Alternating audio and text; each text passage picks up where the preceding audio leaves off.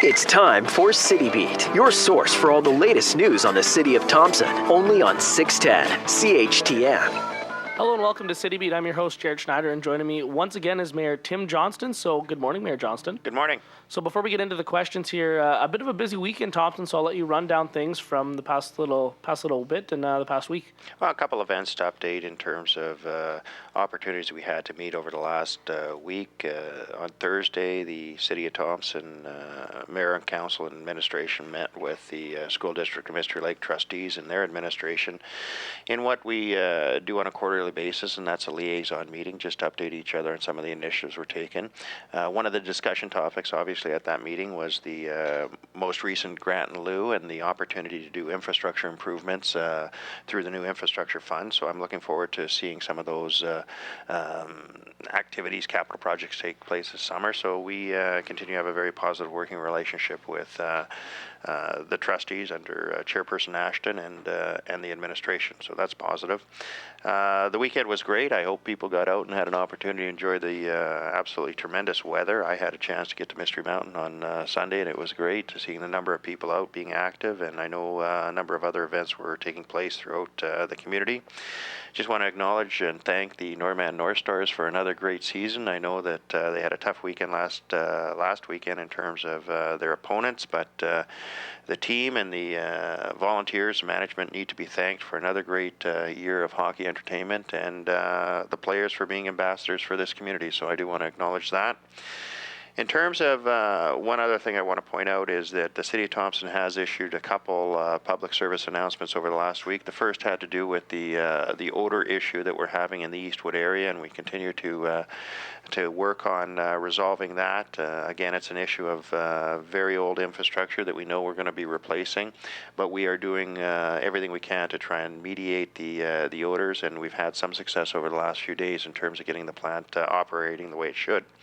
The other public service announcement that we issued was with respect to handicap parking, and I can advise that this is always an issue, and it's the one thing that I will never make excuses for in terms of tickets that are issued.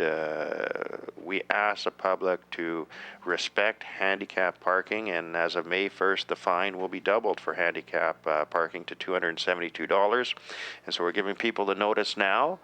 And again, we hope that people will respect handicap parking in and around the community. In terms of upcoming events, a few things this weekend. First, this evening, I want to note that the zoo will be holding their annual general meeting in the Miners Room at the Burntwood Hotel, 7 p.m. Encourage people to get out and get involved. I know there's some great plans and a wonderful vision for the revitalization of the zoo property, and so encourage people to get involved. And I thank President Rodney Frost and all the volunteers for the work that they're doing in terms of moving that forward. Tomorrow, March 1st, believe it or not, we're into another month. I encourage people to take in the 13th Annual Tribal Days, hosted by Kuwaitan Tribal Council at the Thompson Regional Community Center. I believe grand opening is at 4 p.m., and I want to congratulate and I want to thank Kuwaitan Tribal Council and Grand Chief Irvin Sinclair for bringing that event to Thompson and hosting the event for the last 13 years. It's important to our community, and it's important to our relationships, and it has a positive impact overall. In addition, encourage people to, if they have a chance, drop by the R.D. Parker, and high school senior basketball is on Friday and Saturday, and support the Trojans and the other teams that are going to be playing. And lastly, I can advise that I have been made aware that the Premier of the province of Manitoba will be in Thompson on Friday, and City Council and I will be having an opportunity to sit down and talk with the Premier, and I appreciate him taking the time to visit our community and sit down with Mayor and Council to talk about some of the issues that have been in the media for the last number of months, and specifically the detox, the cadet program, the valet situation, and so I look forward to sitting down and talking with the Premier. 204-677-8181, taking your calls to the Mayor, 204-677-8181. You had mentioned off the top a bit of the odor issue. So how is the city working to resolve this issue and prevent it from happening again in the future? Well, the single biggest resolve that we'll have in terms of the issue is that we are moving forward with the construction of a new sewage treatment facility. We anticipate construction will start in 2014. We're just in the tender process right now, and the plant needs to be operational by 2015. That's been a long-term plan for replacing an infrastructure that is well over 50 years old. However, in the interim, you can't just say, well, we're going to wait till we get the new plant. We're trying to address some of the issues that we're having in terms of the operations to get the plant operating the way it should, which would be without the extent of the foul odors that we're experiencing right now. 204-677-8181. Last weekend, Winterfest had wrapped up with Al Simmons. What types of things did you see from the whole Winterfest experience, and how did all the events go as a whole for the city? Well, I think that, again, we're pleased with the participation of the community in the Winterfest month-long activities, and I do like the notion of Winterfest being extended throughout the month of February. It makes one of the tougher months of the year in terms of weather go a little bit quicker. Real pleased with the quality of the events in terms of the entertainment, and again I go right back to the fireworks, which I can't believe was over 4 weeks ago. So we're pleased. Obviously, we always want to improve. So the rec department is open to any ideas or suggestions people can have. But I think again, very pleased that we're engaging the community to be involved in those events. So hopefully people enjoyed it, and we can move forward towards spring. 204-677-8181. Right before the show, we got a call in about, heard a rumor about a grocery store and was wondering if that is a possibility coming up and if there will be a new grocery store opening up in the plaza. Well, I can tell you that, and I don't want to steal anyone else's thunder, we have had discussions, certainly with the landlord at that facility in the plaza since Extra Foods closed. And there have been proponents that have looked at it. I'm absolutely confident, and I'm pleased that a proponent has come forward and is working very closely with the landlord to move forward on that type of business.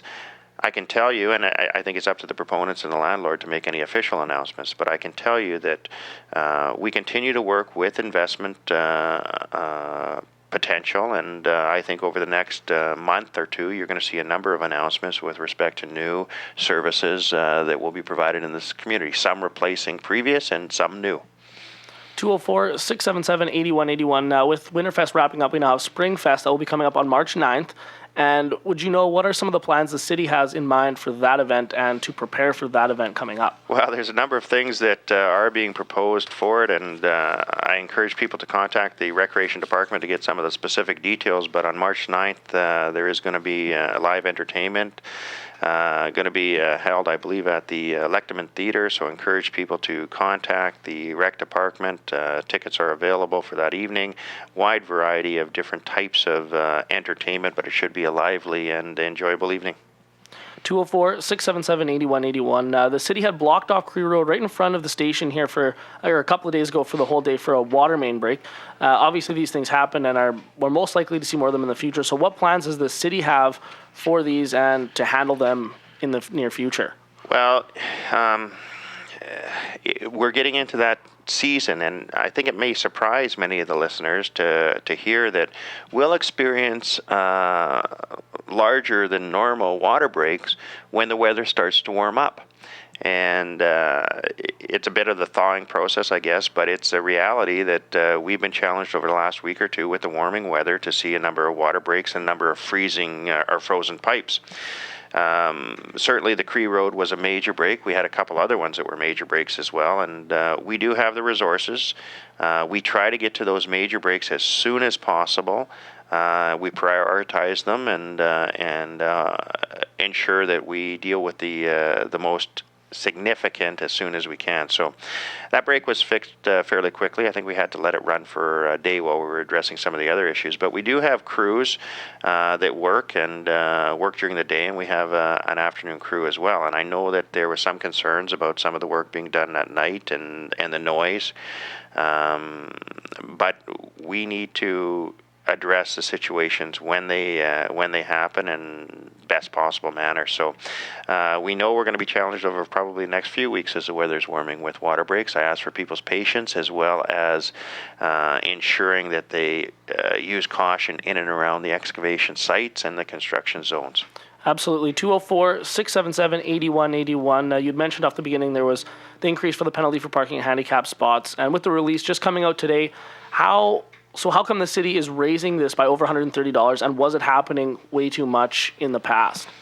Well, I think that, again, and I often get calls from people when they get tickets for offenses and that, but the one that I've never found that there's an excuse for or a reason for is for individuals to be parking in handicap zones. And they're designated for specific purposes with individuals that need those parking spots. So we did have some issues, and is one of the ones that we felt we needed to address. And so council has moved forward with a change in the fine. And again, this is an easy one to resolve. In most places in and around this community, there's ample parking. It's been one of the big challenges when we looked at revitalization that we have some very large parking lots in and around the community. So again, from my point of view, there's no reason to be parking in a handicap zone if you do not have the proper access for that spot. 204-677-8181, but that will pretty much do it for CityBeat this week. So before we go, I'll give you the final minute to wrap things up for the week ahead. Well, again, it's going to be a very busy weekend, and I understand the weather is going to be nice. I think we've sort of made that shift into more spring-like weather, so I encourage people to get out, take in the events, and urge residents to ensure that they practice safe operations in and around their home or the community.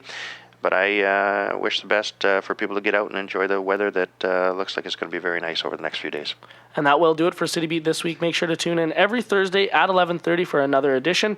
I would just like to thank Mayor Johnston for coming in today, and to everyone else, have a great rest of your day. Next Thursday.